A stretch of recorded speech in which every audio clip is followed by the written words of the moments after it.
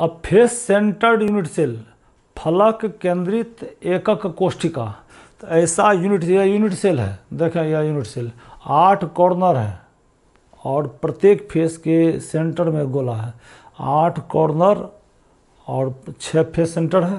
तो एक face centre, फिर दूसरा फेस सेंटर इधर है, इस बगल में, एक इधर है, एक इस बगल, एक यहाँ, यानी फेस सेंटर 6 है। तो यानी इसमें 8 कॉर्नर पर 6 फेस सेंटर पर गोला है। यह फेस सेंटर है, फेस यह है उसका सेंटर, फेस यह है सेंटर, तो फेस है इसमें 6 है।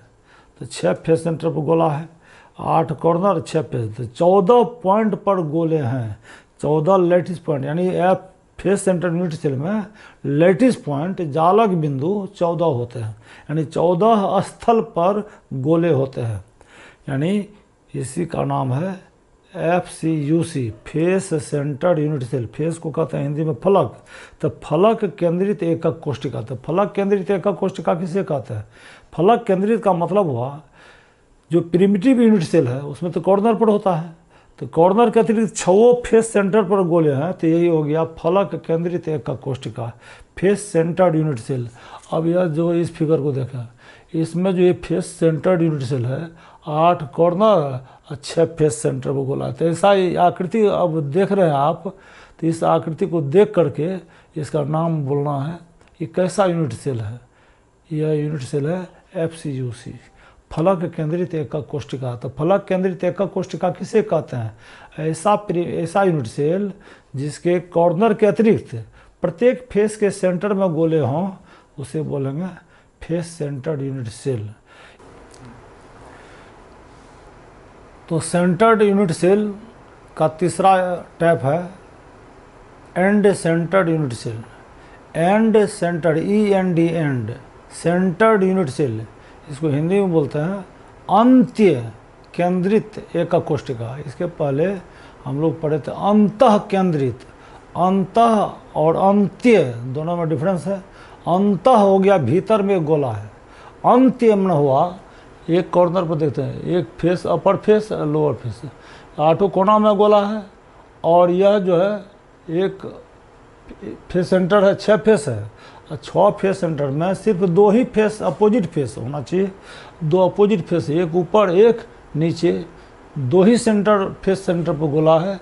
4 फेस जो है उस पर गोला नहीं है, उसके सेंटर में नहीं है, सिर्फ 2 फेस सेंटर पर गोले हों। 8 कॉर्नर और 2 अपोजिट मतलब आमने सामने वाले फेस के मध्य में अगर गोले होते हैं, तो ऐसे यूनिट सेल को कहते हैं अंत्य केंद्रित एकक कोशिका। तो इसका नाम है अंत्य। इसमें कितने लैटिस पॉइंट्स कितने, माने कहाँ कहाँ गोला है, कहाँ कहाँ इसके अवयवी कण है। इसके अवयवी कण है 8 कॉर्नर और 2 अपोजिट फेस, यानी कितने लैटिस पॉइंट्स हैं इसमें? टोटल लैटिस पॉइंट्स 10 हैं। 8 कॉर्नर 2 अपोजिट फेस, और बाकी जो 4 फेस है उस पर गोले नहीं है, उस सेंटर पर नहीं है गोले। यानी अब हम लोग सेंटर्ड यूनिट सेल को 2 वर्गों में बांटे। एक है फलक केंद्रित, दूसरा हुआ अंतः केंद्रित, तीसरा हो गया अंत्य केंद्रित। अंत्य, यह जो यूनिट सेल है यह अंत्य केंद्रित है। यानी सेंटर्ड यूनिट सेल को 3 भाग में बांटे, एक है प्रिमिटिव, एक है सेंटर्ड यूनिट सेल। तो सेंटर्ड यूनिट सेल जो है सेंटर के फेस सेंटर में जो गोले होते हैं उसको कहते हैं, या बॉडी सेंटर में या फेस सेंटर में जो गोले होते हैं उसको कहते हैं सेंटर्ड यूनिट सेल। यानी तो टोटल हो गए 4 टाइप के, यानी primitive, face centred, body centred, and centred. एक हो गया प्रिमिटिव। प्रिमिटिव में कॉर्नर पर गोले होते हैं, सिर्फ कॉर्नर पर, कोई सेंटर पर नहीं होते। फेस सेंटर, बॉडी सेंटर में गोले नहीं होते हैं। तो ये हो गया एंड सेंटर्ड। पैरामीटर्स के आधार पर, यानी ABC alpha beta gamma, 6 parameters के आधार पर यूनिट सेल को 7 वर्गों में बांटा गया है। तो 7 वर्ग, यानी प्रिमिटिव यूनिट सेल 7 प्रकार के होंगे। तो वह पैरामीटर्स के आधार पर हम लोग बांटेंगे, यानी ABC अल्फा बीटा गामा। यानी एक यूनिट सेल यह ऐसा देखा, इस यूनिट सेल में क्या देख रहे हैं? किनारा यह इस बिंदु से यह A या बी या सी, तीनों का नाप इक्वल है, यानी A is equal to B is equal to C, या ए है या अल्फा, या बी है या बीटा, या सी है या सी है, तो ये हुआ गामा।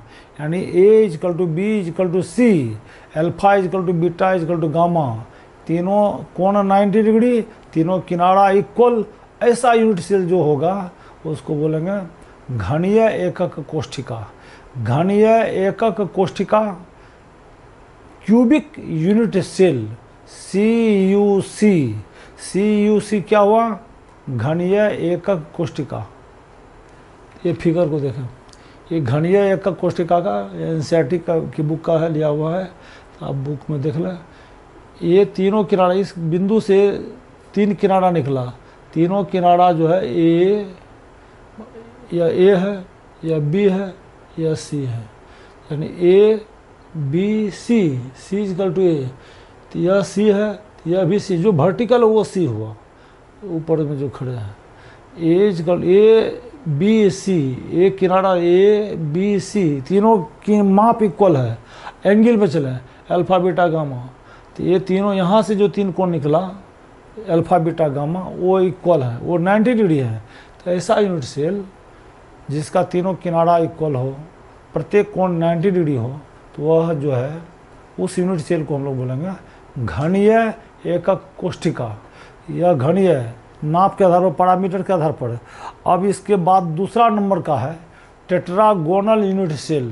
तो टेट्रागोनल यूनिट सेल को हिंदी में बोलेंगे द्विसम लंबाक्ष एकक कोष्ठिका। द्विसम लंबाक्ष, द्विसम माने 2 बराबर अक्ष हों और एक दूसरे पर लंब हो, यानी A is equal to B is not equal to C but all angles are equal and 90 degree. ये फिगर देखें, टेट्रागोनल यूनिट सेल ये है, यह टेट्रागोनल यूनिट सेल में यह A is equal to B, A B equal है, सी जो है वो इक्वल नहीं है, सी इक्वल नहीं है। यह यूनिट सेल में देखें क्या है, यह ए है या बी है, या ए या बी, यह इक्वल है। देखें इसकी नाप बराबर है, ए इजकल, यह 3 किनारा है, ये इस बिंदु से आप चल रहे 3 किनारा, ए या बी इक्वल है, यह सी है या सी, यह इक्वल नहीं है।